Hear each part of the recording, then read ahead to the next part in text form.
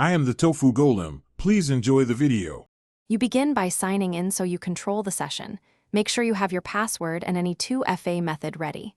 Once signed in, navigate to Account. Microsoft. Com and go straight to Devices. That view shows every PC, phone, and tablet linked to your account. You need to confirm ownership or recognition of each device before removal, because removing a device can affect app licenses and sync. If you don't see a device, refresh and check your security notifications to ensure the list is current. Now remove the device. Select the specific entry and choose Remove Device, then confirm when prompted. This revokes account access on that device. Once done, go to More Security options and revoke any app passwords or session tokens to ensure nothing persists. Make sure to sign out of linked services like OneDrive and Office separately if they remain active. Removing the device doesn't always terminate every service token.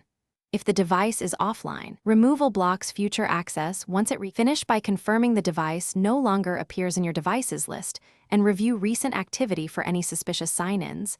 This ensures the removal took effect. If anything looks off, change your password immediately and sign out of all sessions to force token invalidation. Make sure recovery info is current so you can regain control if needed.